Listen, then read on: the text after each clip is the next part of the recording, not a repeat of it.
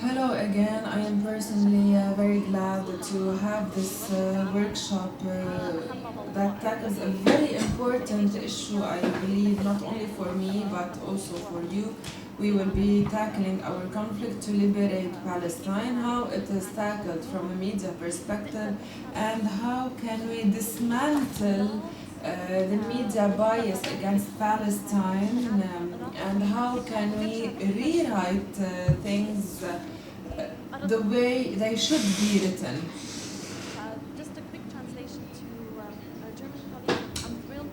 The speaker is translating what she said in English. إذا المتحدثة تترجم ما ذكرته أو ما قالته في اللغة الإنجليزية. This is a slide to show you how usually media doesn't tell us what is happening. So let's talk about a completely different issue, the US. If we look here at the causes of death in the United States of America, you can see that top one cause of death is heart problems, strokes and cancer, or heart attacks and cancer. When Americans search on Google, they search cancer more than they search for a heart attack. We go to the most important newspaper in US, which is the New York Times. And it can be considered, and we can also consider the Guardian in the UK. How do they talk about the most important cause of death in America? They say that it is terrorism.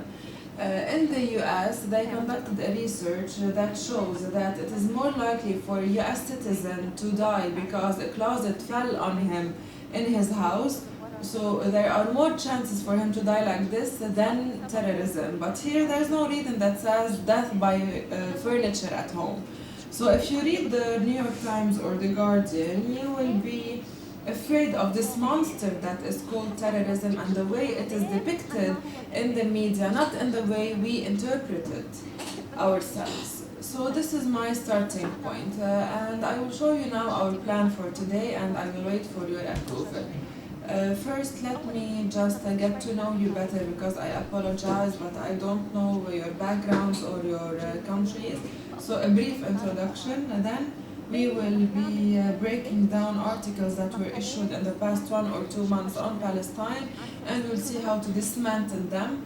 After that, we will discuss our position on Palestine.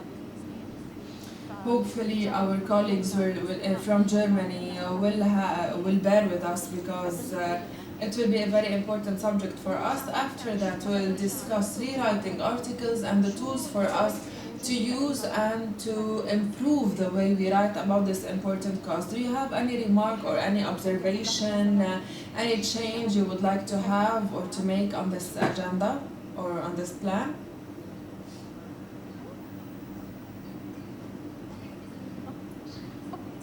So let's take 5 minutes now, if you may. I will pass the microphone for you to introduce yourselves in any way you wish, and I think this is the most important point. How would you like to introduce yourself? Your name, your village, your relation with the media. So can you please be brief and use only 5 words so that you have time to listen to everyone? Okay, so 5 words. Hello, رائدة شبيلات, Jordan. I am very glad to be with you, and I love media and journalism, and I am an Arabic teacher. Sousan Horani from Jordan, biology teacher, and I'm deeply interested in this because every one of us needs to know what media literacy is, especially due to everything we are witnessing today. Please, I need 5 words. Why? Because when you work in media, usually the editor-in-chief says you have 200 or 300 words. So please, let's stick to 5 words. Hello, Fatma Zabi, Jordan School Principal. Journalism is something very important because it introduces us to what is going on in the world. Thank you.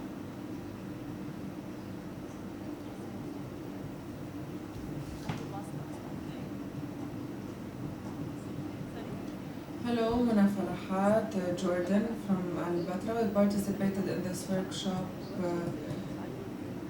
after another workshop that we took in Jordan in order to copy the curricula or to develop curricula in schools. Yasmin Jarash, Yusra Khresha, social activist, author, high school principal, and I have been awarded by Queen Rانيا. Samar, a teacher. I have a passion for media and journalism. Salif Jordan, thank you for the invitation.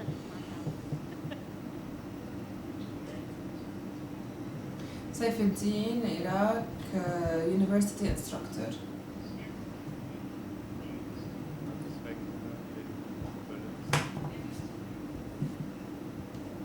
أنا شبك طالبة من ألمانيا.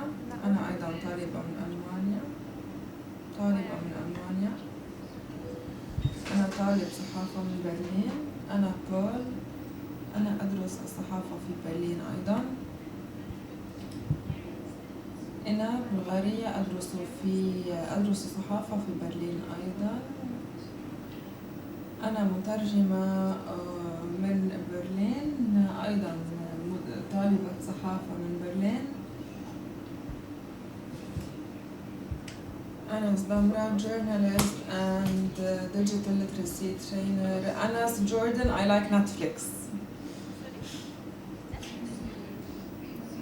Reem Zabi, Jordan university instructor.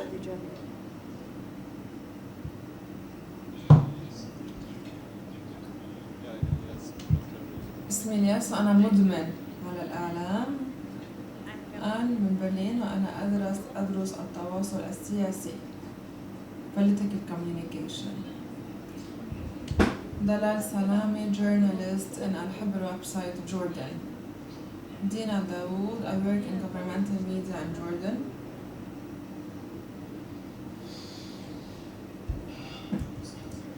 Mustafa Sabri, I'm from group 2. I was supposed to be in group 2, but when I read the title, I chose to join you.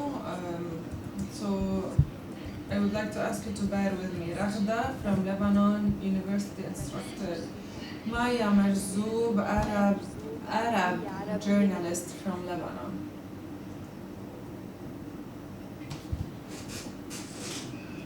Ismail Muhammad from Jordan. My mission in life is to convey information. Hala Al-Ayed, Jordan. I work in the Ministry of Interior and I'm pursuing my master's degree. Wissam Saad, Jordan. I'm pursuing my master's in journalism and media. I am a children book author and I am a painter, a painter for children. Ahmad Jordan from the Ministry of Education and Higher Education.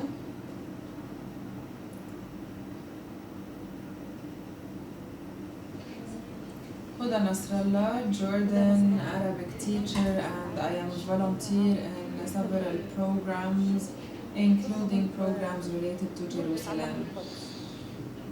Aya, journalist from Jordan.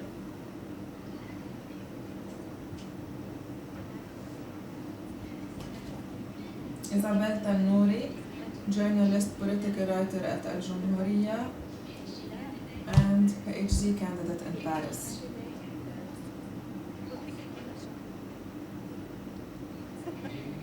Ibrahim from Jordan, journalist and media literacy trainer. Ruba, independent researcher from Jordan. I am a journalist from Jordan as well. Ayham, higher studies student in the Media Institute in Jordan. Do we still have someone who hasn't introduced themselves? So most of us are readers rather than writers. So allow me to apologize. Arabic is not my first language, so I apologize. I know that I will be making many grammar mistakes in Arabic, so I apologize in advance. So most of us are readers rather than authors or writers, but I think this does not diminish our responsibility. How can we understand the information and how can we analyze what is not written? Who's the author, who's the reader of this author, and why it was the news was written this way. So we need to see who, how, why, when, etc. If we start with this point, I said that we will be dismantling some articles, but it turned out that it was very difficult to find articles in Arabic. The articles I was looking for were articles related to what is going on in Palestine, and I faced a huge problem. Most of the articles in Arabic were about X meeting Y, and this is not the news we are looking for. The martyrs that are paying their lives and paying their bloods daily are barely and are seldom mentioned in the newspapers. From Nahar to Al-Akhbar in Lebanon. They are mentioned in a newspaper specialized in Palestine, but not in newspapers that most of us read. And this is a very big problem, but I found something in Al-Jumhuriyya. I tried to choose new articles from other newspapers, so if you can see that most of the articles are from 2019, CNN, National Public Radio, they are considered as liberal outlets. The Independent and the Human Rights Watch are considered also supposedly liberal places, and Al Jazeera, as you know, we each have our political different opinion regarding Al Jazeera, and we have Al Jumhuriyya newspaper, which is one of the newborn newspapers in Lebanon. Now I want you to choose a number from 1 till 7. We will be divided into groups, and there's only one article in Arabic, so maybe our colleagues from Germany have more options. You can choose the group you want to be in. So either we can be divided 1, 2, 3, or I can ask you who would like to tackle the first article, the second article. What do you want? Do you want to decide, or should we decide randomly?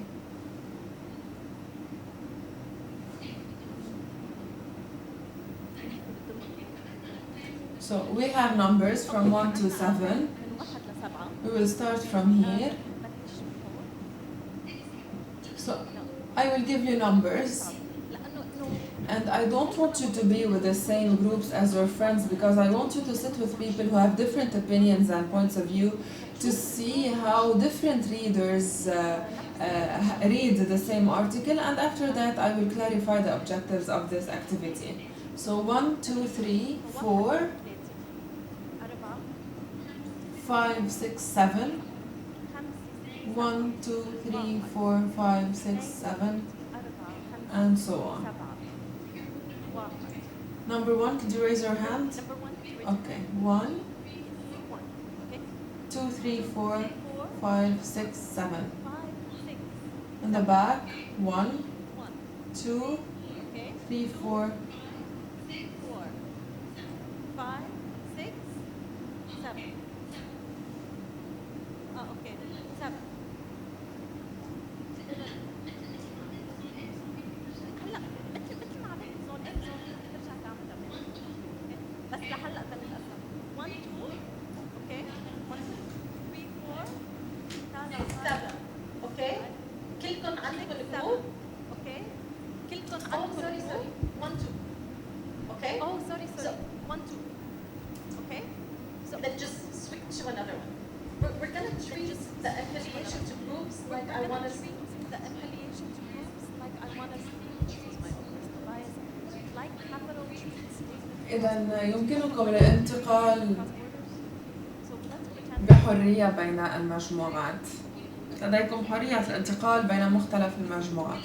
إذا can I have all the ones please here?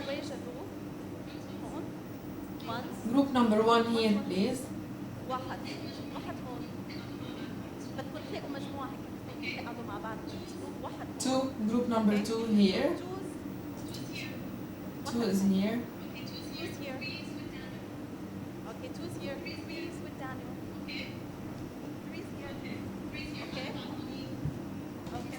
3's here. أنا مع هونيك. So 4 is next to the gentleman raising his hand, 5 in the center, 6 there, and 7 wherever you want. So did you all find your groups?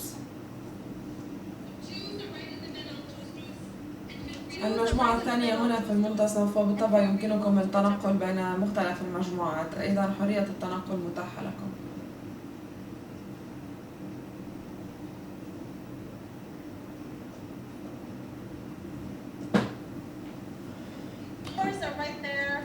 رقم 4 هنا تحت لافتة النو سموكينج أو ممنوع التدخين. رقم 3 هنا في هذه الجهة.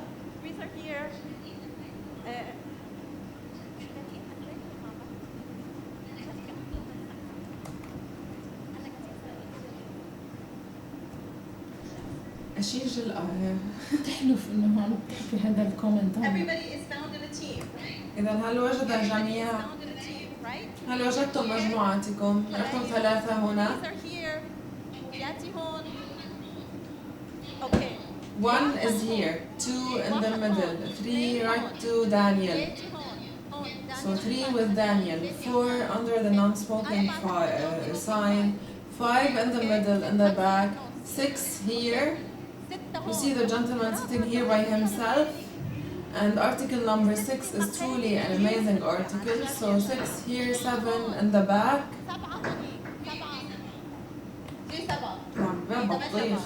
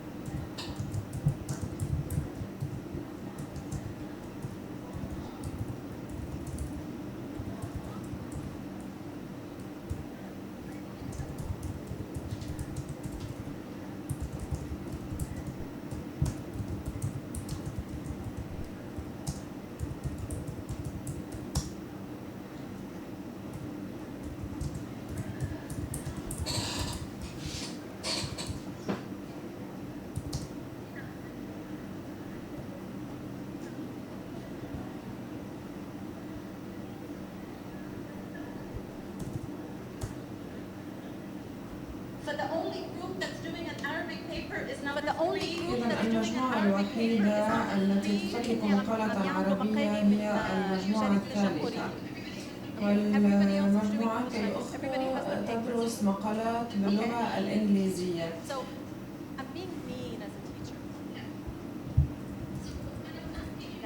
إذا ما أطلب منكم القيام به.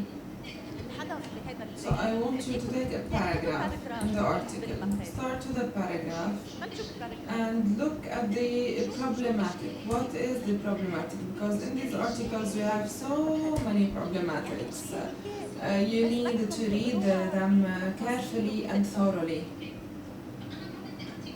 So I don't want to give you the tools right now. Right now, when you read an article, usually I want you to tell me how do you read it? What is the problematic you are finding in the article? So first, look at the first paragraph, then look at it because there are things that you need to know in the composition and the structure of the article from beginning to end. So individually and in group. Any questions?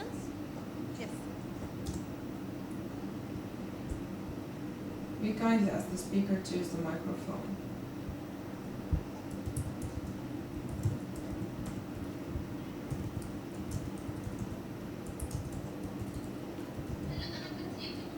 What I want you to do is to look at it collectively, because I will ask you as a group.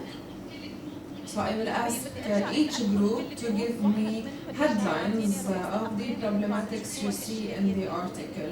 So first, read at least one paragraph carefully and thoroughly, and read the entire article and give me the problematics.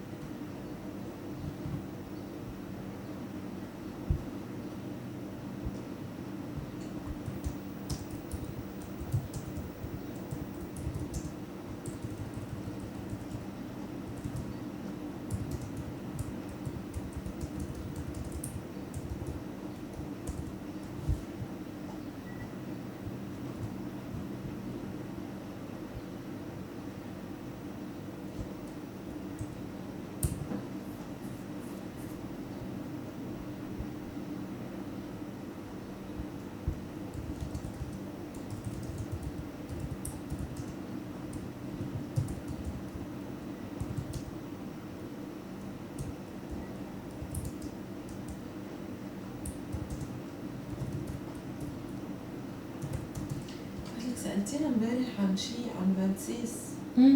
ايه شو هيدا؟ انت رجعت قلتيلي لأنه طلعت على الكالندر وما رجعت. حجزي إذا كنت فاضي، بس بدي أشوف فيها بتروحي على روتانا على الجامعة على الأيوبي، لأنه حسب وين اسمها الموزة. يعني روتانا على الجامعة أيوبي رح تكون في عندها دو باراليل، بدي أشوف. أنا مش 10 وحدة. روتانا على الجامعة يمكن فول داي. إذا بتزبط معك روحها تبع 10 وحدة. إيه بدي أشوف هن مين بيوافقوا، لأنه بدهم يعملوا أبروفل أول شيء. هيدا البروجي سبيسيفيكلي.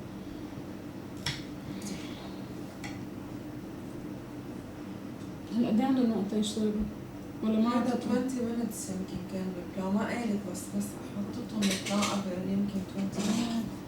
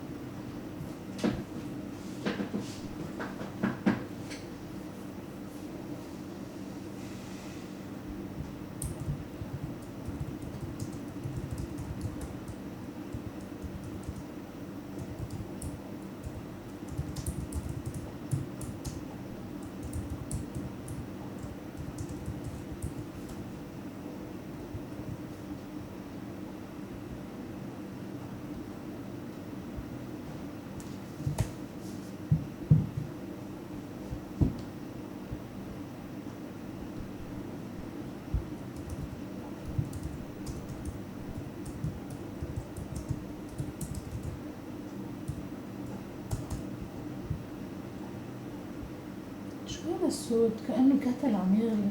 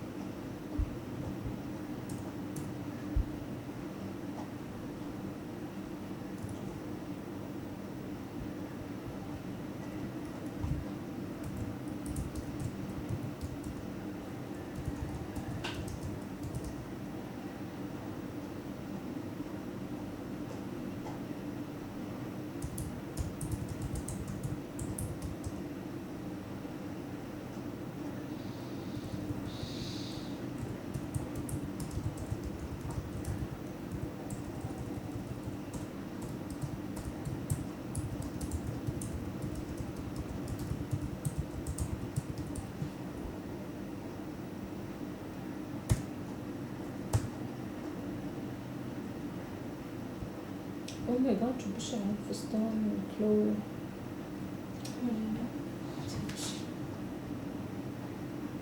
كتير راهبة ستايل. راهبة ستايل على تيتا ستايل. صح على هذا القماش التويد مدري كيف.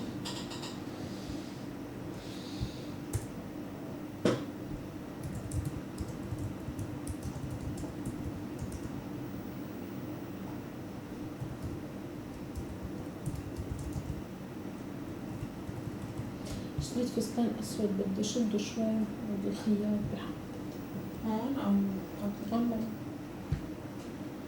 انا وين كل بتشتري أونلاين؟ هذا هو الابلكيشن فارفاتش اسمه او نتاكورتي حسب او يمكن من ايزوس. كل مرة شي حسب شو بلقط. في ديزاينر بشتري كمان من امريكا هو وبعمل شو لوكال؟ لا هو الديزاينرز اللي إنه تشتغل عليهم هو الابلكيشن. شو يعني؟ إنه لبنان أو لا، لا. worldwide؟ لا جلوبال هذا. أوكي. ما بعمل شيبينج على لبنان ولا مرة مجربه. على طول بعمل شيبينج على دوحة. شو حلو أحلى من الأسود. اوكي حبايب. حبيبي. So you sorry. اوكي بنقول حبيبي. للعربي. فكان عندكم شي ربع ساعة ثلث ساعة. بنقول للعربي فكان عندكم شي You ربع had ساعة 15 to 20 minutes to take the meat, as we say in English, of the article. Did you read an article and said that there was no problem at all with this article? ما برأيك ما في مشكل؟ بدي ارجع لكم. So, except for Human Rights Watch, because I have a personal problem with it as an organization, the first 6 articles are available. You don't need to look for them. They are constantly around them.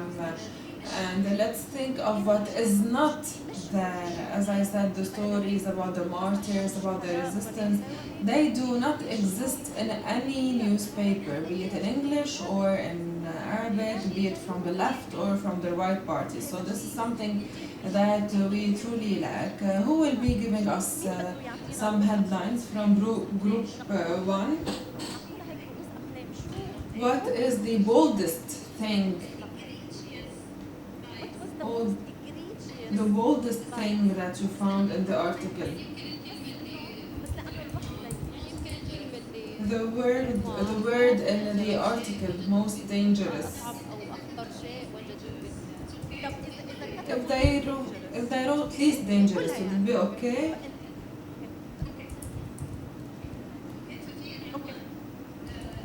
So the title is more of an opinion inside Lebanon, most dangerous. So he is describing the camp as most dangerous, but based on what? So there's a lot of bias here in the article. If the article here or the articles are برج البراجنة and عين الحلوة. Just to give you some context, we are talking about برج البراجنة camp here in Beirut and عين الحلوة camp in Sidon. Then after looking at the pictures, they are close up and they show a very deteriorated condition, or an old man with depression next to him. There are cigarettes, mobile and gun. They are depicting a very miserable and a very dark image with no hope and no signs of life.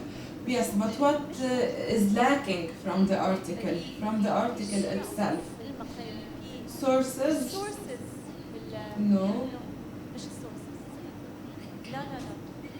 Accountability, المساءلة. انظروا إلى التعليق أو إلى العناوين. إذن المساءلة غير موجودة، ما من مساءلة لأحد. انظروا إلى العناوين. If you read this article, you will see that as the charitable organizations from the outside, we try to improve education in برج البراجنة, but we don't know why they refuse to learn. This is how I understood what was written. So we tried, but we were not successful. We don't know why. There is no contextualization and anything in the article, and there is no accountability. The speaker will switch to English. لديكم 200 كلمة، 400 كلمة، 800 كلمة. ما هي الكلمات التي تختارونها؟ الكلمة التي تختارونها تعكس وجهة النظر التي تريدون التقدم بها. Human Rights Watch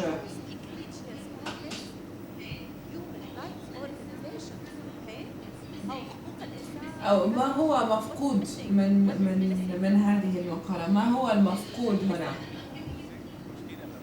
وأنا أعطيكم مثالا هنا. الأمر الأوقح هو الأمر المفقود هنا.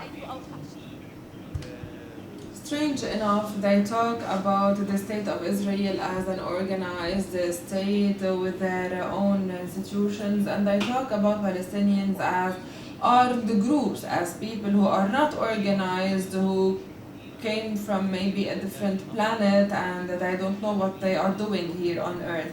The attack also, we have attack from both parties, but at the same time when we look at the number of victims, we see that we have around 300 to 400 Israeli or we see discrepancies in numbers between Palestinians and Israelis, and they did not use the exact figures to uncover the truth. Yes, but there's a main issue that was not mentioned. The Human Rights Watch usually do a great job by neglecting this very important theme or this very important subject, which is mentioning the word occupation. Occupation. They are talking about slaughter, about murder between an occupying country, so those who occupy and those who are occupied. So the word occupation is not mentioned at all because legally Human Rights Watch or there's something that Human Rights Watch never touch upon. Legally, if I am occupying, I am entitled to killing you. If I am occupying you, I am entitled to hold a weapon and kill you. It is my right by the law and legally the citizen who is occupying my land, I am entitled to defend my land by killing him.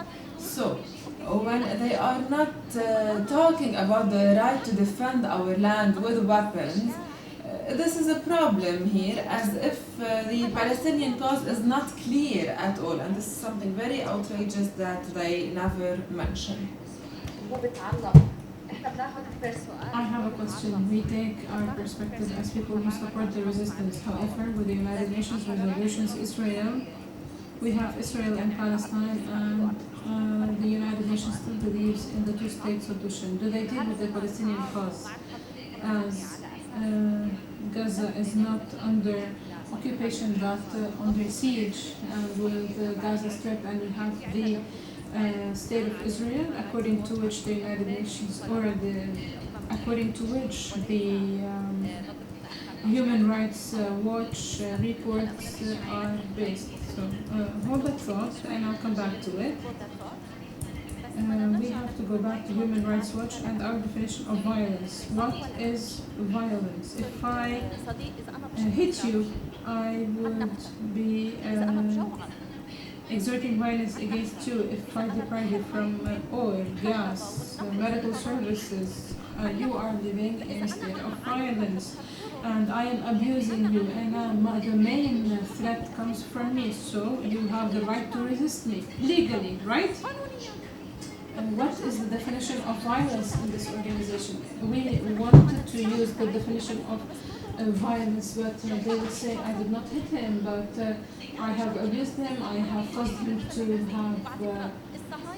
to feel pain, and the Israelis feel that they have psychological trauma. We still haven't reached the trauma phase because we're still being beaten. Our definition of violence from a legal standpoint, let us take these subjects from a plastic perspective.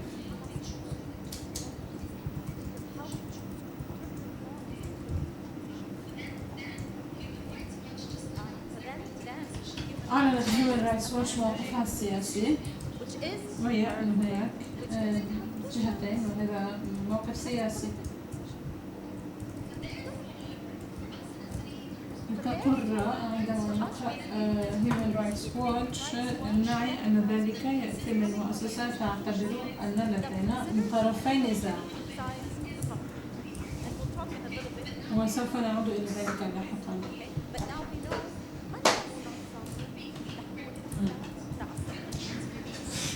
Human Rights Watch تستخدم أيضا صفة المجهول وصفة الفاعل للإسرائيليين.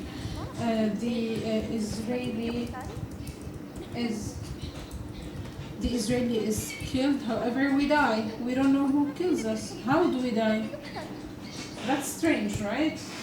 So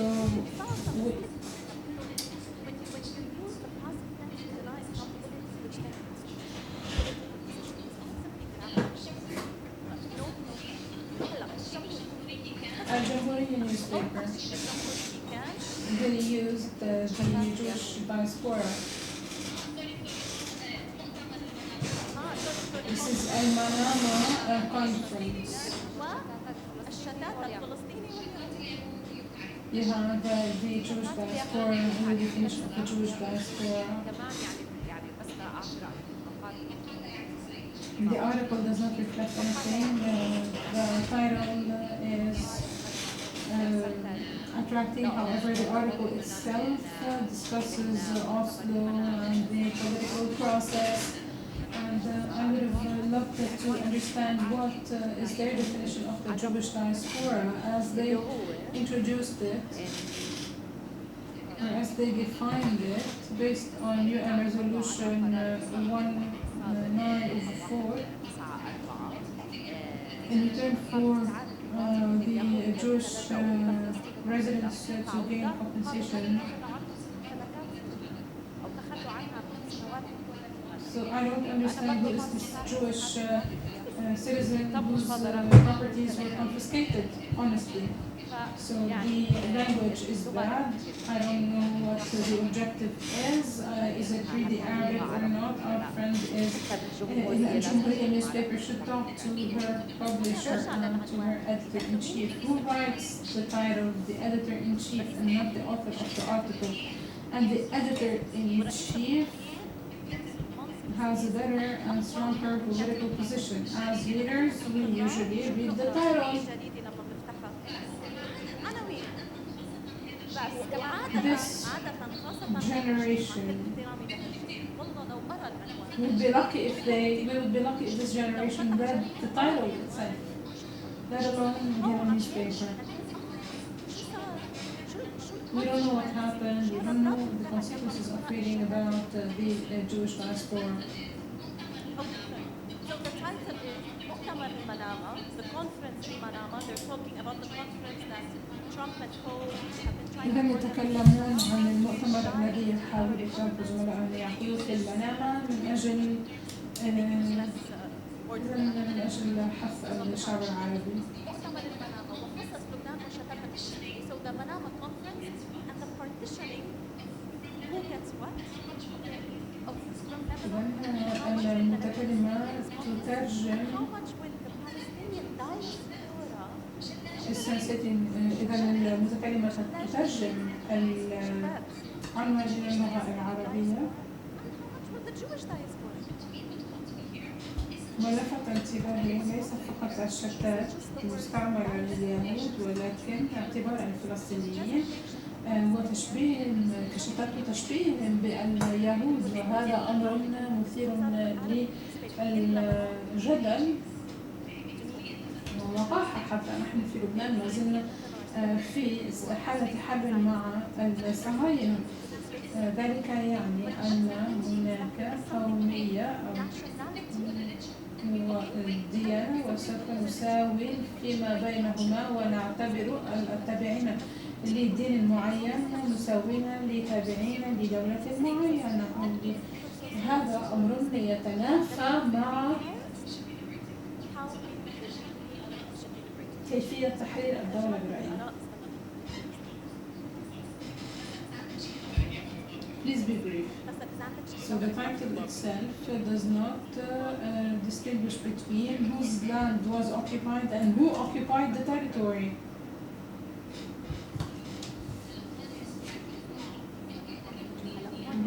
say that Judaism is a religion. Lebanon, the same. So Palestine is a country that has borders. We cannot equate religion and a citizenship. They're talking about the Jewish state building. We have to move quickly to number 4, 5, 6, and 7.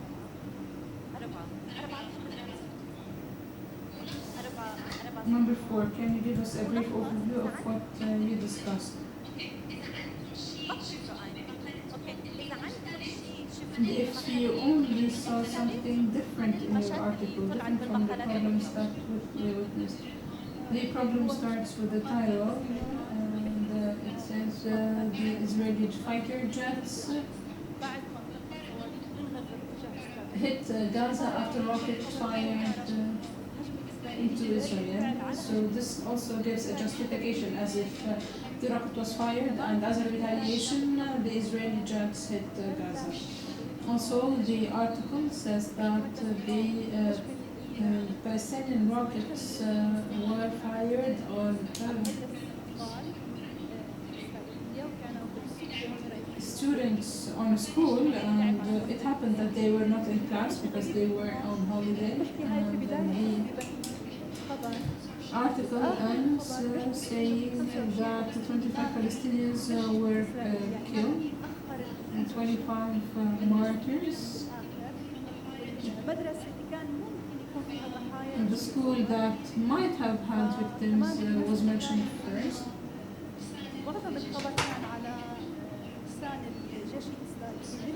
The Palestinian voice by Hamas maybe took only 5 or 6 lines, less than 10% of the whole article, which creates imbalance in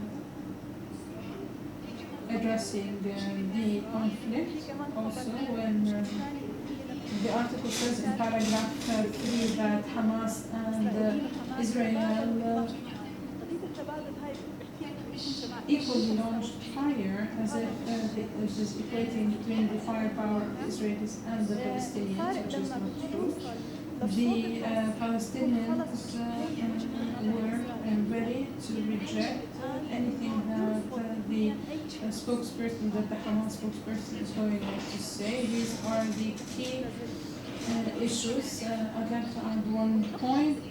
This was made by Al Jazeera, and Al Jazeera has a position with the West that it's the voice of the Arabs. Therefore, the persons who do not understand the politics and the background of Al Jazeera, Al Arabiya, and others will not be critical towards the news outlet. The American or the European reads Al Jazeera and gives it credibility, which is normal.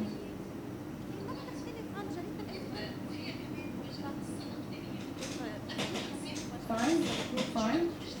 What new information can you add?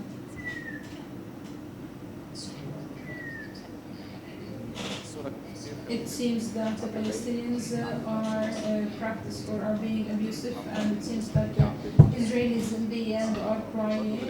Usually we start in journalism, we start with the largest number and then we end with the lowest number. So for Palestinians to come in first, and they're treating Palestinians as the Israeli state enemies. The only Palestinian voice is that of Mahmoud Abbas, and he's condemning violence. If you look at the foreign media, how does it define violence? What is the Western newspapers' definition of violence in this case? Let's say it as it is. Killing, the killing of whom? Who's being killed for it to be violence? When an Israeli dies, مقالة بالجريدة. No one died, and an article said that the Israelis were fearful when we are killed on a daily basis. This is not considered as violence. How do they define a massacre? How many Palestinians should be killed in order for the killing to be a massacre? And how many Israelis have to be killed in order for this to be a massacre? اوكي رقم 6. Number 6, group number 6, National Public Radio. Which is when I first learned to do media analysis was dissecting national public radio in 1990s. Please be brief and give me additions on it. First, we'll start with the declarations of the occupation. It says that it's defending the regions where it is. It tries to defend the citizens and itself. As usual, this is the rhetoric that they always follow. The news is formed of several parts. It mentions the Gaza Strip that is trying to always fire rockets, and they mentioned the number of rockets fired. As usual, the article was structured in a way that the number of martyrs were mentioned in the end and not in the beginning, and no one reaches the end of an article usually. In addition, the terminology and the image that is used is important. When we read the text at hand and we look at the picture, we understand that the Palestinian factions are causing the girl to be in that position. So the whole article is biased towards the Israelis. In article number 7, there's something really dangerous in the title. What is the problem with the title? There's something that hasn't been discussed about the title. Sorry, 7, yes. العنوان يقول أكثر من 20 قيل أنهم قتلوا في غزة وثلاثة في إسرائيل بعد اعتداءات صاروخية، بيد أننا نرى أن رقم 20 هو الرقم الأعلى. لا يبدو من هو المعتدي أولا، وكما أننا نستخدم صيغة المجهول، ويمكن أن يكون هذا يعزى إما لغزة أو لإسرائيل، كما أنهم يسمون إسرائيل كدولة وغزة هي منطقة، ولكنهما متساويتين في هذا العنوان. وفي المقدمة لاحقا يقولون قوات الدفاع الإسرائيلية وغزة هي من المقاومين فقط، وهذا انحياز بحد ذاته. لاحقا يقولون أنه من أصل 20 الذين قيل أنهم قتلوا فقط 8 هم على علاقة مع الميليشيات أو مع المقاومين، و12 لم يكن من المقاتلين. يقولون مجاهدين وليس مقاومين حتى أو ميليتنت باللغة الإنجليزية. يجب أن نعود لكتابة هذا العنوان بشكل مختلف.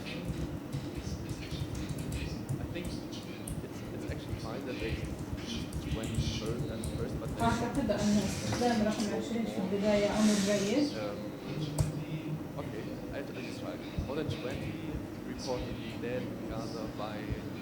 يعني المتحدث يقول أكثر من 120 شخص قيل أنهم قتلوا من أو على يد الإسرائيليين، وما زلنا محافظين. فلنعتبر أن هذا حصل خلال الاعتقال أو الاحتلال الألماني لفرنسا، وكان 20 فرنسي و3 نازيين خلال احتلال باريس. كيف كنت لتعيد كتابة هذا العنوان؟ أنا لست متأكد من السؤال. What they are doing here is, I mean, they got For the French application about but yeah, obviously, like they should probably من show أصل 20 الغالبية هي من minorities is actually innocent people, right? Because الضحايا السلميين والمدنيين. نحن بحاجة إلى الإطار، من قتل وأين. إذا قلنا أن الإطار غائب، أعطني الإطار في العنوان. ما هو إطار غزة؟ غزة محاصرة. غزة محاصرة. إذن غزة ليست منفصلة عن فلسطين. It's part of Palestine. نريد أن نضع إطار لغزة، يعني غزة الفلسطينية المحاصرة. ماذا يحصل هناك؟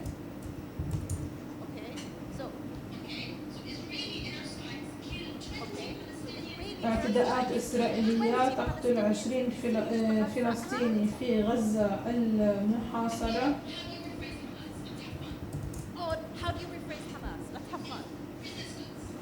والمقاومة ترد.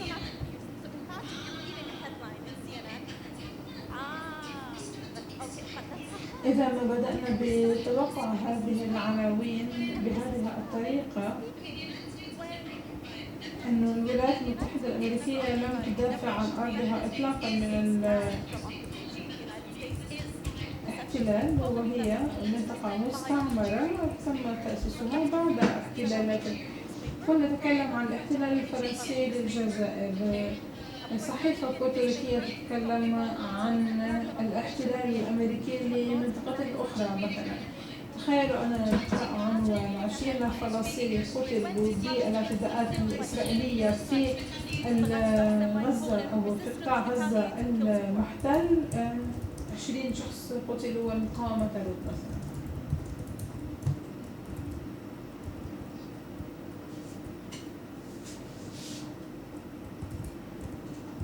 We apologize, we cannot hear the speaker, she's not using a mic.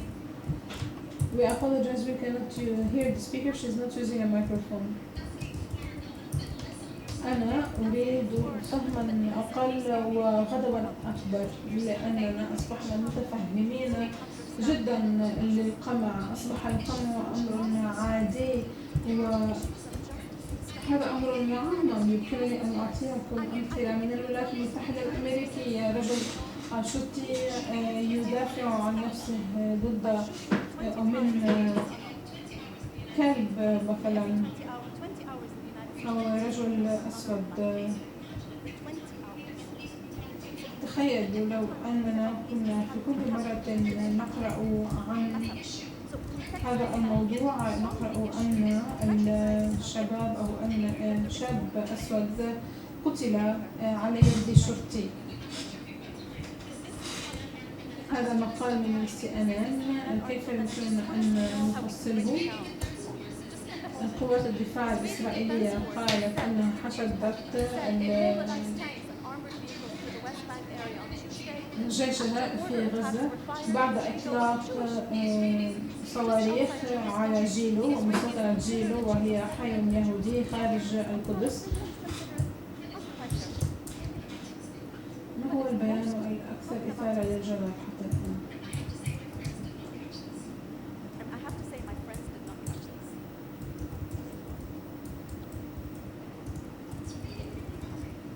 ما هي المشكلة في هذا المقال؟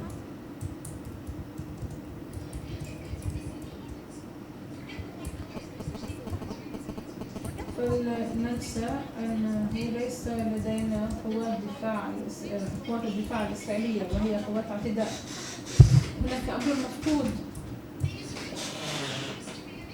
الإسرائيليين يعتبرونه حيا، ولكن الفلسطينيين يعتبرونه أرضا محتلة.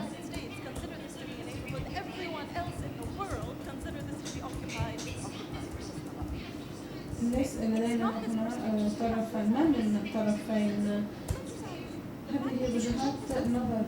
هو قال وهي قالت. القانون واضح، القدس محتلة.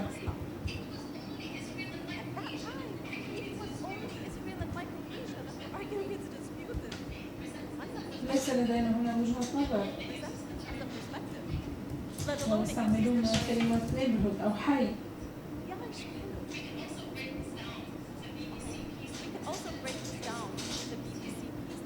الBBC قدمت هذا المقال بشكل بسيط ولا يدرون ماذا يحصل. لقد فسرت هذه المقالات بشكل مفصل، فلنخطو خطوة إلى الوراء.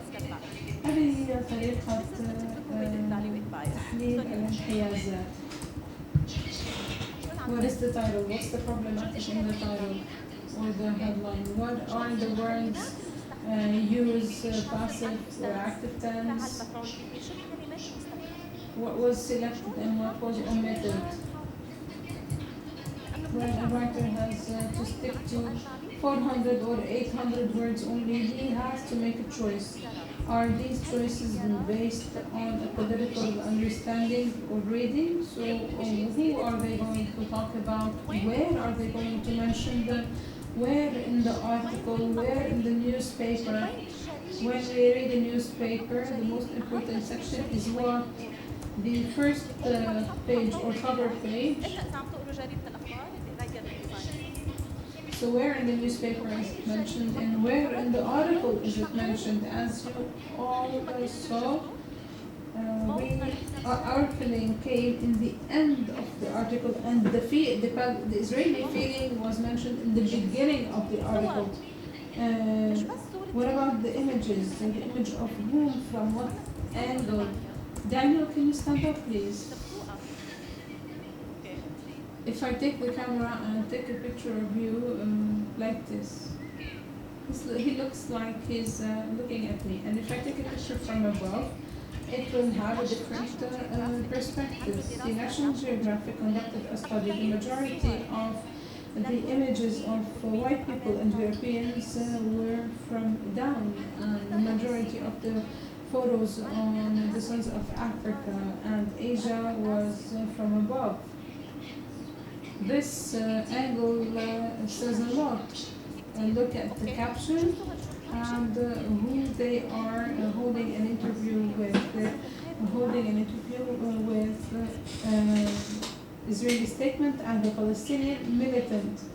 Who are they choosing? What statistics are they mentioning? What statistics are they omitting? How do they talk about statistics? Almost 50%. It's different.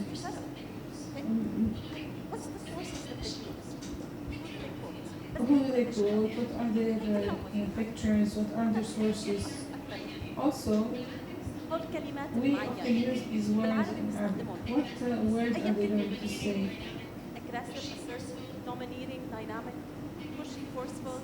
كل هذه الكلمات. So all these words have different meanings. I'm going to talk about a protest, clash, about riot. These different words have different meanings. What am I trying to say? A head of state or a politician? It's the same position in the end. What word am I using to express him? Who are we in this case? هل نحن عصابات؟ هل نحن مقاتلون من أجل الحرية؟ هل نحن مرتزقة؟ هل نحن جنود أو نحن إرهابيين؟ من هي المقاومة الفلسطينية؟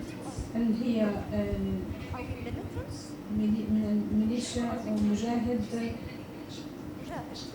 أو يجب أن نكون حذرين جدا. Jihad is different for us in Arabic.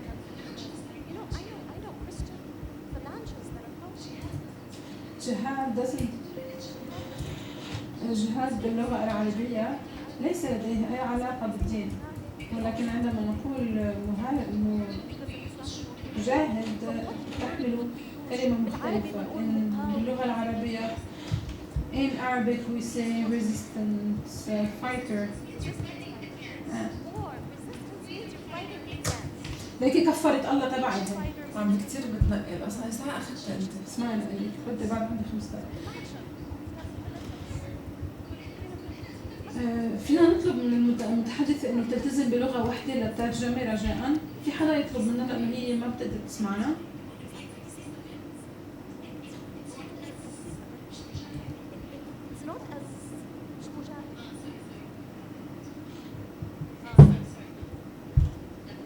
وصلت لك. So we were asking the speaker to use only one language to facilitate the translation process. So guerrilla has extensive meaning depending on who I am addressing. If I'm talking to leftist audience, I would use guerrilla, but it's impossible in English to use freedom fighter. And let us be careful as to how we're going to introduce ourselves. A study was recently published in 5 major US newspapers. It studied them from 1967 to 2017, and the word occupation was not used in any headline in Israel, so it was devoid of its context. Talking about the Palestinian refugee decreased to by 93%. We disappeared from American newspapers, and this is a horrible number. The idea is that East Jerusalem is occupied. Does not exist. It was used less than 100 times or 130 times in thousands of articles. They talk about the Israelis 250 times more than they talk about the Palestinians.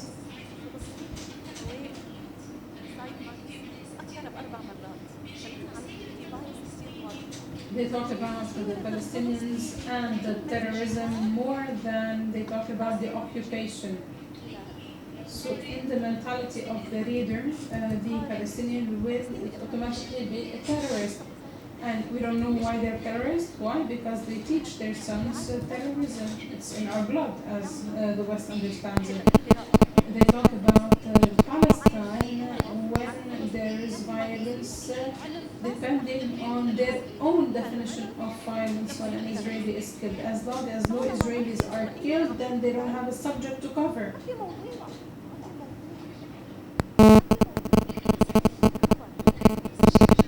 I found the same, unfortunately, in our Arabic newspapers, except if the newspaper talks only about Palestine. They no longer talk about Palestine illegal settlements. They call them neighborhoods. And after the Oslo Convention or agreement, the writing about Palestine decreased by 50%. However, the cause is yet to be solved. We're talking about 5 major newspapers in the United States, and there's no difference between the US and the British newspapers.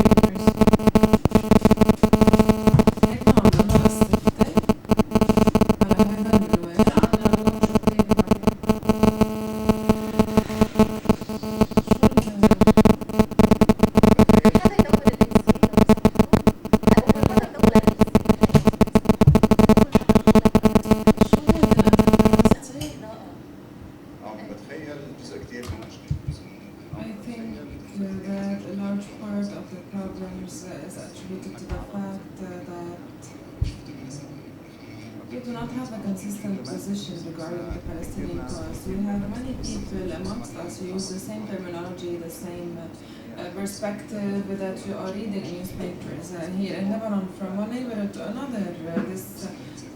You can see different perspectives. So I think that having a common narrative is something very important. Look at the narrative of liberalism in Southern Africa. The concepts do not change.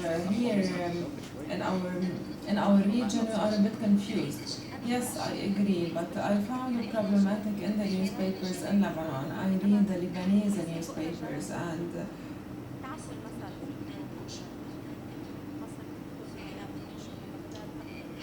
as you all know, we have around 14 daily newspapers issued in Lebanon.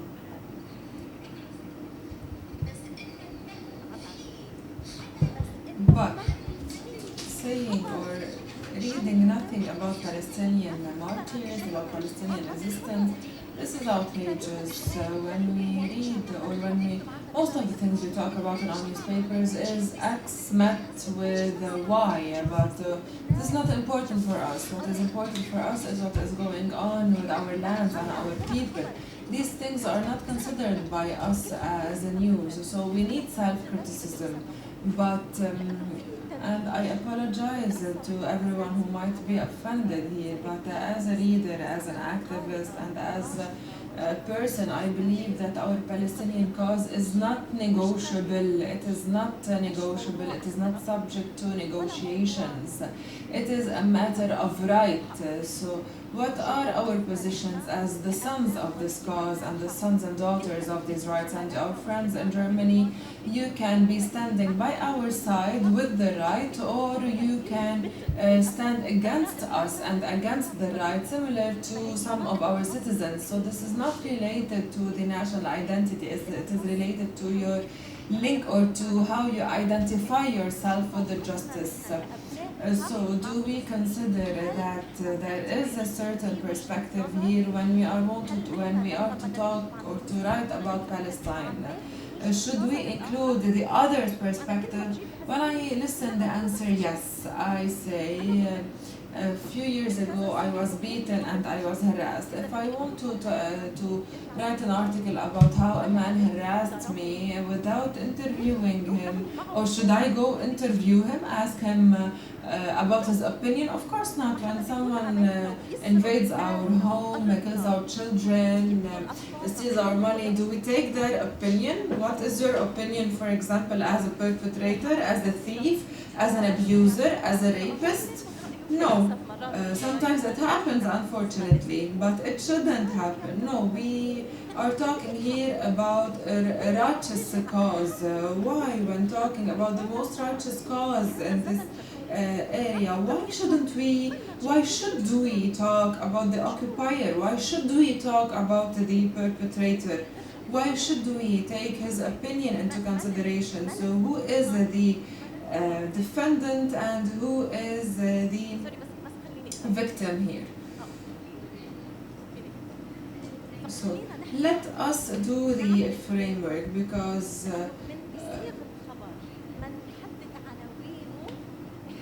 the titles pave the way for the cause itself. Because we need to keep the heart or the meat, as I said, of the news. So I have no words to describe Ghassan Kanafani. If you listen to his interviews or watch his interviews, when asked a question, Ghassan Kanafani would repeat the question. The question. When asked, for example, and he has so many interviews with BBC and others, when he was asked, when do you want peace with Israel? Why don't you want peace with Israel? The question put the speaker in a defensive mode, so he rephrases the question while rephrasing it in a way he wants to answer it. So as readers, as authors, we want to set the news and we want to identify the news that we can relate to as righteous people. What do we want? What is our objective? What is our vision? How do we see Palestine? Do we see Palestine as a lost cause, or do we look at Palestine as an ongoing conflict? This is an important question. If it is a lost cause, then my tone, or the tone I use to speak about Palestinians, will be a tone of pity. Poor them, poor Palestinians, their days are gone, etc. So there's a certain tone that you usually find in most of our articles. If I look at it as an ongoing conflict, ongoing and never-ending conflict, then how will I write about the Palestinian cause? I will adopt, of course, a different tone. How can the youth in Gaza organize themselves up until today? This is something I want to read about. How are the youth organizing their ranks? The article related to Burj al-Barajna, instead of saying poor people in Burj al-Barajna, they could have gone to Nadi Nakab or a Nakab club that was established 9 years ago, and it was established by the people of Burj al-Barajna, to the people of Burj al-Barajna, to the youth of Burj al-Barajna, in order to give them a space for discussion and dialogue from and to the youth. And this is great news to read, of course. This is a piece of news, but what impression does it give me?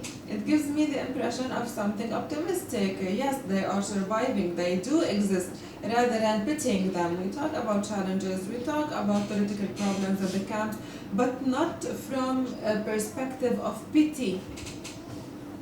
No, rather from a perspective of together we can face everything. What are the challenges that they are facing, and how are they overcoming them? This is news. So in our perspective, how do we see Palestine? And this is something very important, of course. When I was in the US, we were talking about the invasion of Iraq, and I used to conduct all sorts of interviews. And every month we had 5,000 children under the age of 5 who lost their lives due to hunger or killing. But others would say that this is no news. It's not something new because it is happening every month. But I can put it as news. I can, for example, mention the names of the children, stories of the families, the suffering of the people, and when they are presented as a story, it will be clear for the readers. But in the US, it wasn't considered as news.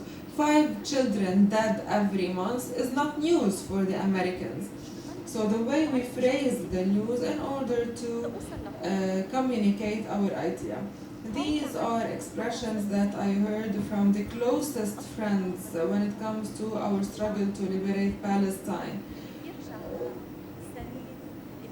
This brings us back to our discussion about militants and innocents. In the latest war against Gaza, many said they killed women and children. What does this sentence mean?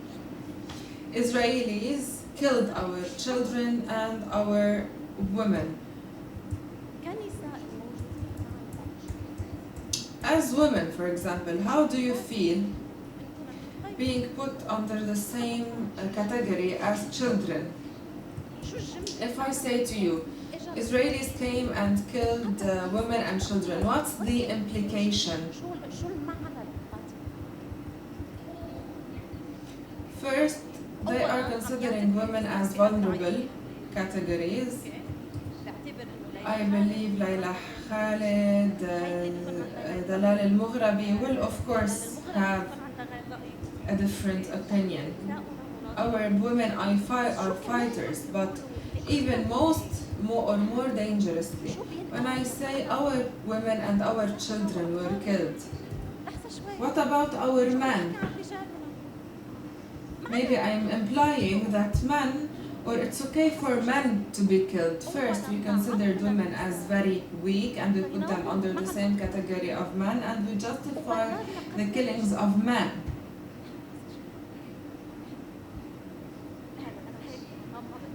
Same thing applies when we say innocent, unarmed. Innocents were killed, unarmed people were killed. If someone is holding a weapon that he got from or that he manufactured in his home, is he a perpetrator or a fighter? Is he guilty or a fighter? When we say they killed innocent people who are unarmed, it means that I justified the killing of a resistant or of a member of resistance.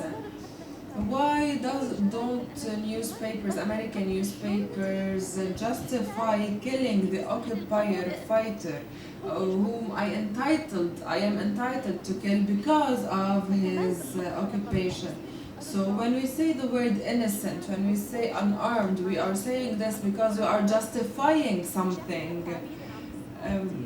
There's a terminology or a term I'm hearing, Ghazawiyun, or people of Gaza. When we say Gaza, usually we imply West Bank.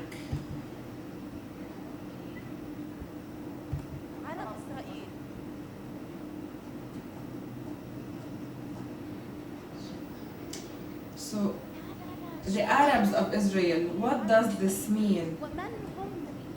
And who actually called us Arabs of Israel?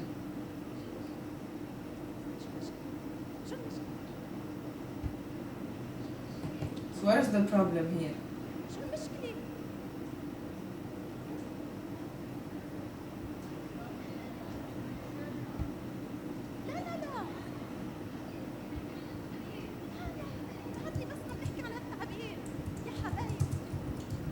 So the term in itself, it means non-Palestinians. When they started settlement on our lands,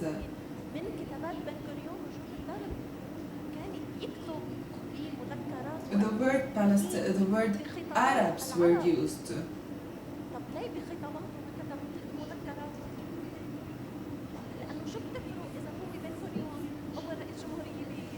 The first president in the Palestinian entity did not use the word Palestinians because it will be a recognition of the identity of Palestinians. So our identity, or the identity, was stolen. It didn't matter whether the Palestinians of 1948 consider themselves as Arabs or not. They are Palestinians at the end of the day.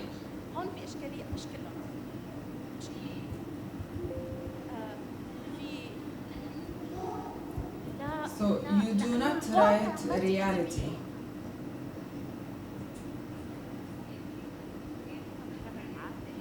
Yes, I understand what you're talking about. You're talking about ideals. We all dream of a better future or a better world. But you are too dreamy, if I might say. Even the term the Arabs of Israel or the Palestinians of 1948. My Palestinian friends from 1948 call themselves the Arabs of Israel. Your reality is now different. It is not the same as it was. Now, today, give me half of Palestine, and I don't want anything else. People living in Gaza, they are besieged, they are dying of hunger, of thirst. So give me a plot of land, I can relinquish all my rights.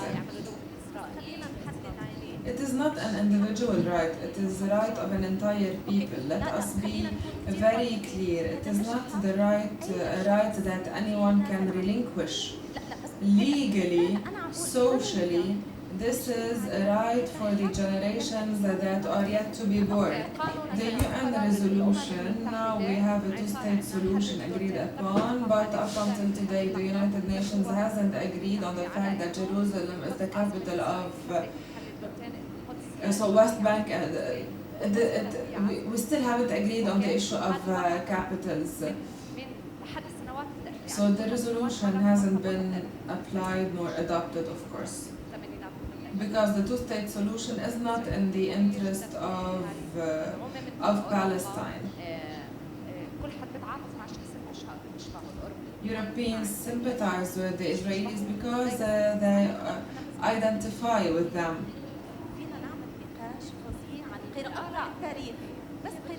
Yes, we can have a lengthy discussion about how we interpret right and how we interpret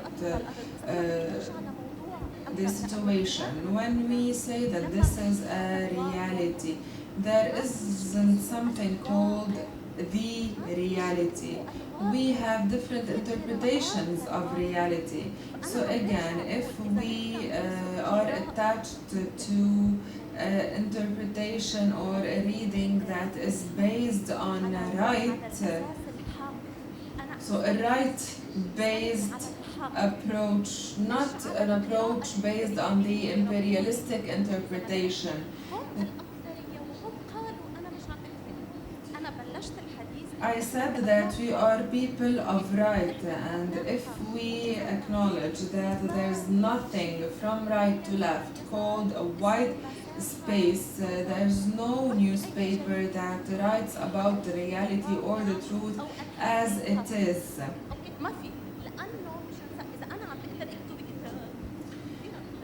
I have a limited number of words, so I need to choose whether I conduct an interview with you or someone else, and this is a purely political decision. So let us be realistic and know the role of media as writers and as authors, as readers. And we need to go back to what we want, what is our vision as an author, as our reader. We are resisting the journalistic or the media majority. However, this majority historically was the media of minorities. Why? Because people in power represent the minority. And even if I want to talk about the US where I grew up, the majority of the US citizens or their misery is not mentioned in newspapers. There was a protest that I could never forget, a protest in the city, and the news, instead of covering this, spent 6 minutes talking about cats, and this happened in Columbus, Ohio. So when we are to talk about reality, I see reality completely differently. I see it as a reality of conflict, not a reality of failure. So if I want to talk about reality, this is what I will be talking about. If you see something different, then you will write it differently. And this brings me back to the first question: what do we want? What do we dream? What do we read? And what do we see? Because when you write something, you see or you see one thing, you don't see everything. Maybe, for example, if another one would stand or another colleague would stand here, he will see you differently than I see you. So both opinions are right, but they are nonetheless different. So let us be realistic when it comes to the role of the media. The media is one of the most important method, if not the most important method to put an end to any injustice. This is why if we go back to South Africa, there was a great book called My Word is My Weapon, and they worked on infiltrating media. This is a truly outstanding book, and I am being very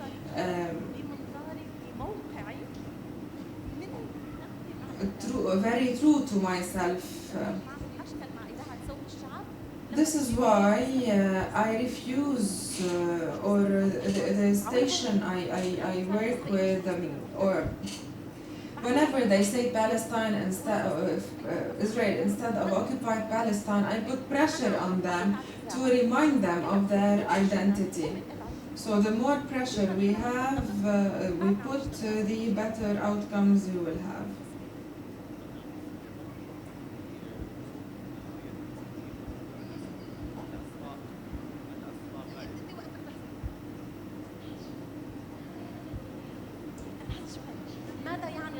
What do we mean by Palestinian cause? Politically.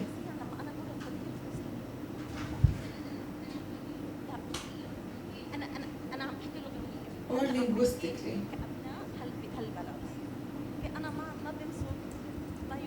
I have a Lebanese nationality, and when I say the Palestinian cause,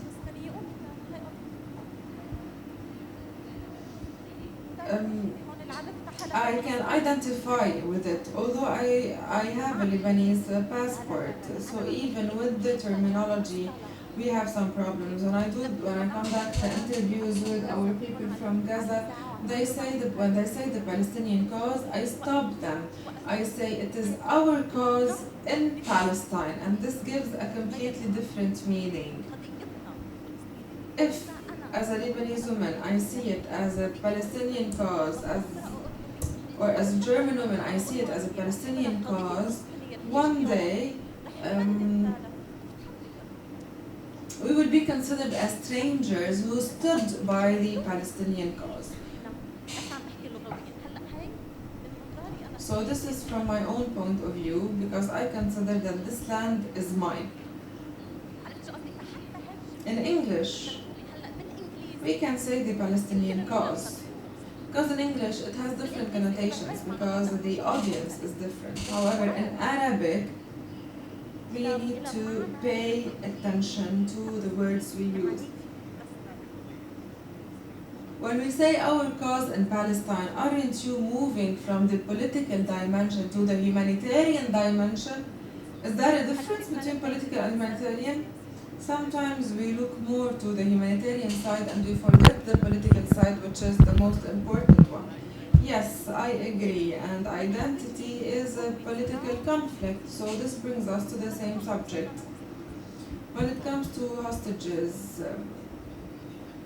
I'm the least experienced here, but this issue is very well understood in the media. We have thousands of hostages who are imprisoned and who are treated in a very ill manner. Their parents are not allowed to visit them. They are not allowed to call their parents, and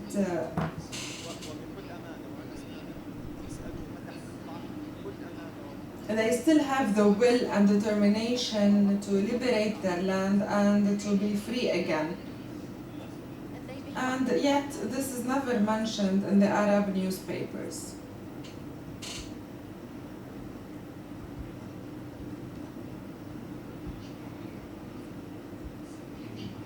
I want to go back to the narrative.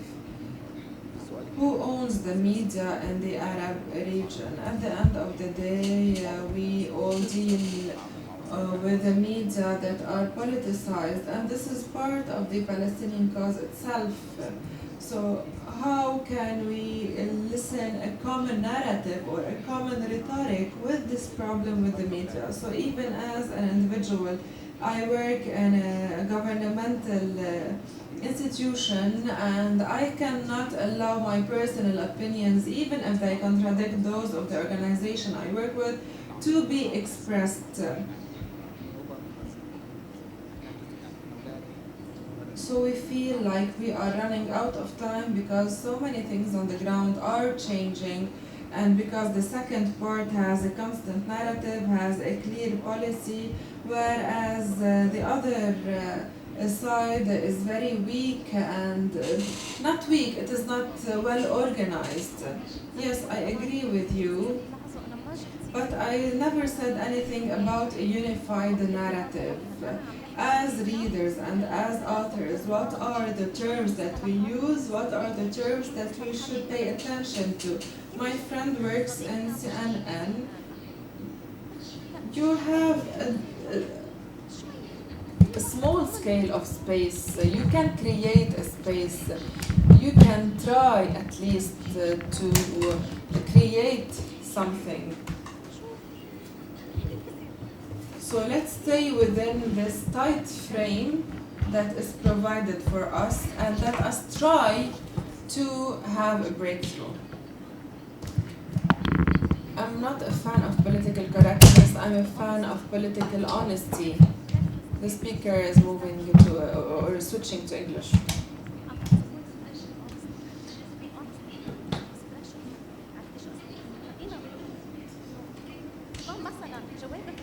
To answer your question, what are the means available? All means whatsoever. Fox News, for example, which is the extreme right.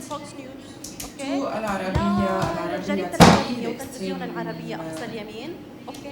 لليسار right, الأخبار الميادين, ولا which is from the left, Libération, etc. بطل في جريدة يسارية. We don't have, بكل بساطة. And I can argue that, but there is not one English there language is tool no enough one that is widely read. American left newspapers. What are the spaces or what are the tools available for us? في شيء There's رائع something in هلا صار AUB, بالAUB which is Palestinian Palestinian Oral Oral History History Project. Project. It is something truly outstanding, and if we have time, فينا إذا عنا وقت I can give you more details about this issue. For example, we have a story about a strong woman in the 1948. Let's listen to her opinion, for example, and let's write an article written in any Arab newspaper about the vision of this woman. And this is as simple as it can get. We are talking about women from the 1948. They believe that we are weak, so let's see this opportunity and gradually show them that we are not. Because we are facing a tremendous problem in Lebanon. I don't know if you have it also in Jordan. So I'll be talking about Lebanon. We have generations graduating from schools and universities, and they know nothing about Palestine, and they know nothing about the Israeli occupation of Lebanon. Imagine. So today or this year, for the first time, after working on this issue, we had the first question about Palestine in the official exams in Lebanon. And this took us 2 years of preparation. The question is, what is Zionism? Define Zionism. But this took a lot of work. And we are talking about a very small country here that is Lebanon. So from this type perspective, maybe our objective as readers or as authors might be different. Maybe in a simple article, I can remind the generations, I can remind people who were born in the 70s and in the 80s that there was something called a Nakba. I can tell them the story about a family from a Palestinian village. This is not a political act, right? It is a very simple act. So these tools are available. They are very simple. They are very politically innocent. We can write articles about the music, the authentic music that we hear in the northern Palestine, noting that music carries a lot of history. When we listen to music, we remember hope, we remember our land. So even from a tight angle, I'm not talking about with the chiefs of, with editors-in-chief, I'm not talking with politicians, I'm talking at the same level with other readers within the spaces available for us, how we can expand the space as much as possible. This is one tool, the Palestinian Oral History Project. It's all in Arabic and it's very nice. There's something else called Visualizing Palestine. Visualizing Palestine is about 4 or 5 young men who did infographics that are very cool, and these infographics are available in English and in Arabic. Visualizing Palestine, you can take a look and you can write an article, for example, about the American citizens who refused to sing in the Zionist entity, for example. We mentioned nothing about the gas agreement between Jordan and occupied Palestine, but when we talk about the Palestinian singer or the American singer who refuses to sing in Israel, I will be playing it in a very innocent way, if I might say. And if we want other voices to talk about the poor people of Burj al-Barajne, there's something very cool now being done in the camps, which is كامبشي. مهضوم التعبير كامبشي مثل كبابجي. كامبشي. Youth or young men in Burj al-Barajne are talking about themselves.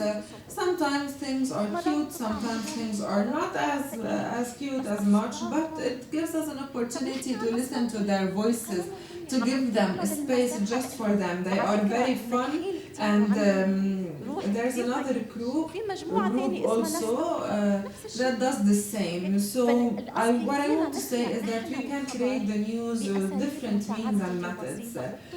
It can work in Jordan, in Lebanon, and in Germany as well. In Germany, I think the space is tighter because of this new law that was enacted in Germany that considers that every person that agrees with our right to boycott the Zionist is doing something anti-Semitic, which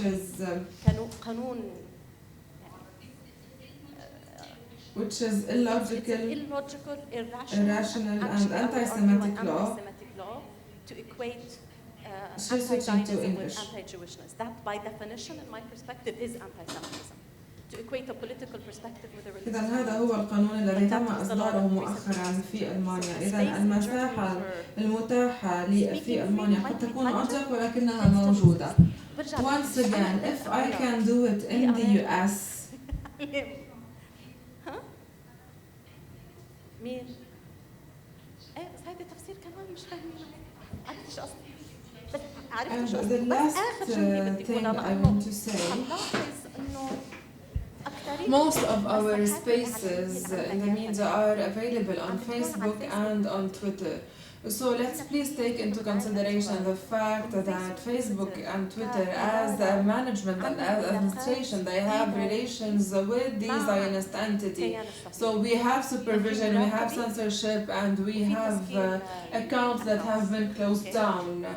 So let's think of how we used to write in the past. Let's go back to the papers, to the newspaper that you can hold in your hands. Let's go back to our personal connections and use platform as one media platform, not the media platform, because it's not secure for any of us. And because I cannot but talk about the martyr Basil al-Araj, this is a sentence that is really close to my heart. He's the compass. I know that بعرف إنه we ما don't كثير have عندنا time, وقت بس but عندي مقالات I اللي have بتحكي articles بتحديد that are أكثر more specific عن كيف on فينا how we نحلل can analyze. فيني وزع I المقالات وبتأسف apologize كثير if I إذا didn't allow قمعت anyone حد منكم اللي to كان بده يحكي speak. أكثر فبتأسف بس لأنه الوقت ضيق. قد إيه بعد بقينا 5 دقايق. Oh, I like your relationship with Let's طيب خلينا نفتحها take some للنقاش. questions. طيب أنا We were with Dr. Jad in the morning and he was talking about طبعا الفرق بين الحرب والثريا أكيد Daesh. كان بيحكي عن موضوع داعش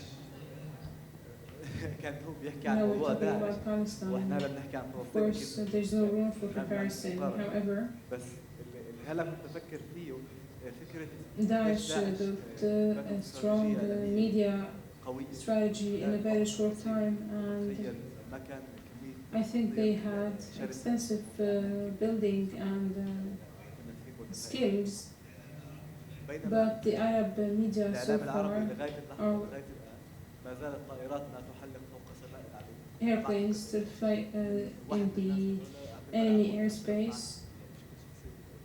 وعندي تحفظات على المواد اللي بتنزل انها تكون ما زالت طائرات تحلق فوق سماء العدو. هذا النوع من المواد This is what we have, and other people behave as the audience wants. Maybe the Palestinian martyrs' cause is not recovered. Why do you think it's a routine subject that has been repeated in the same manner? Let us get to know this is what I'm trying to say.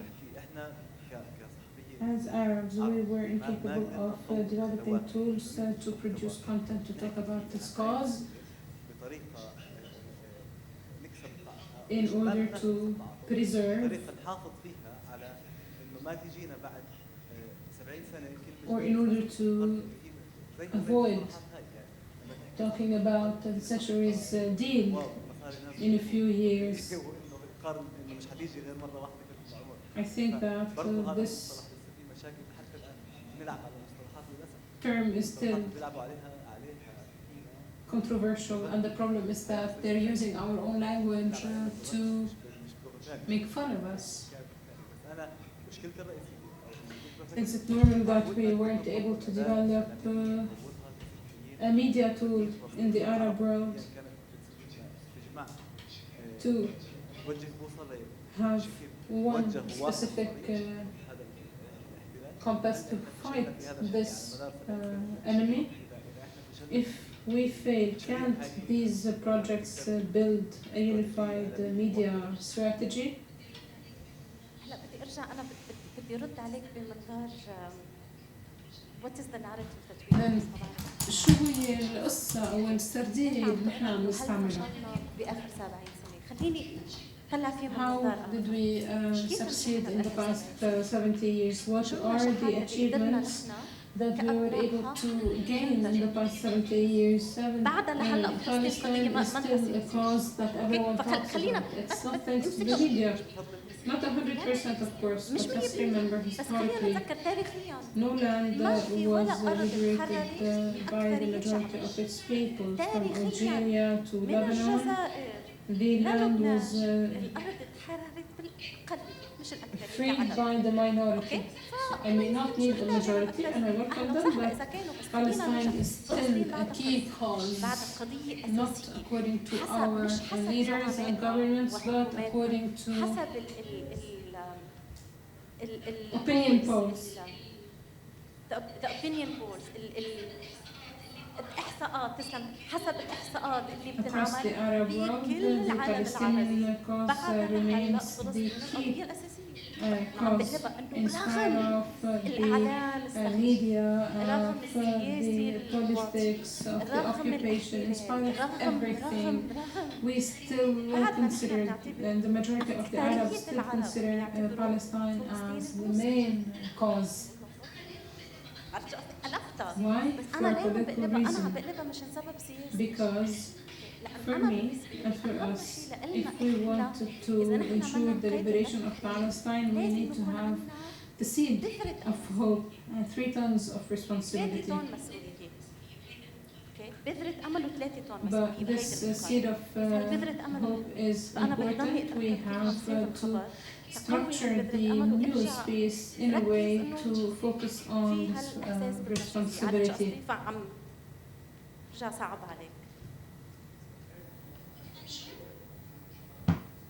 مفهوم شو؟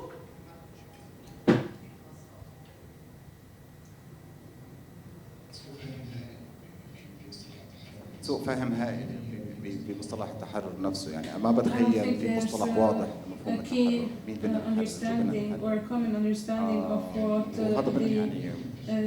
يعني لما نحكي لحد غربي حتى شو الادوات اللي رح تستخدمها وشو طبيعه الموضوع رح يكون، بتخيل واحده من اهم الامور اللي ممكن يعني نشتغل عليها هو يعني توضيح المصطلح.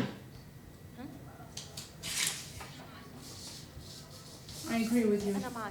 There isn't one terminology.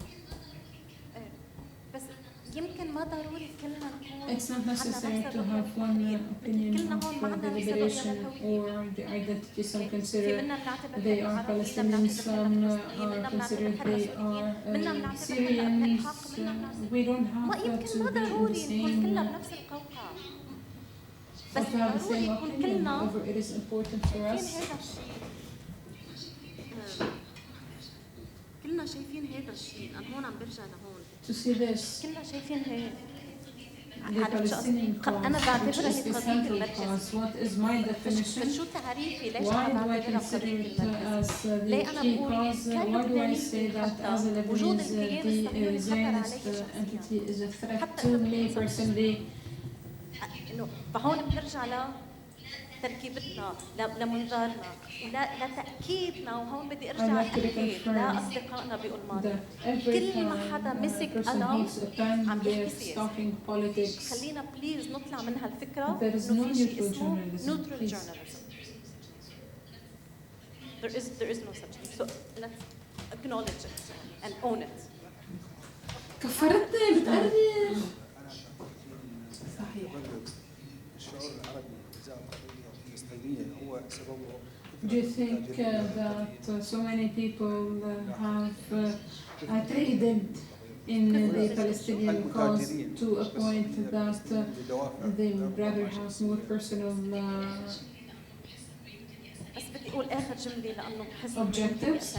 خلينا بس Let's نتذكر remember نحن قاعدين على that بقعة أرض. we're living in a 82 territory و 83 كان الجيش the الإسرائيلي Israelis were here in خلينا 1982 نتذكر and 82 و 1983, 83 الجيش الإسرائيلي كان and they مقعد used to believe وكان that they're مفكر إنه going to بده build يعمر مستوطنات. settlements here in Beirut, and the والحكومة Lebanese اللبنانية government was divided, and at وكان least في a بالقليل third or إذا half مش of نص the من Lebanese used to اللبنانيين consider شايفين the الإسرائيلي Israelis as a means to free us and liberate us from the Palestinians, and the fighters were not supported by any state back then.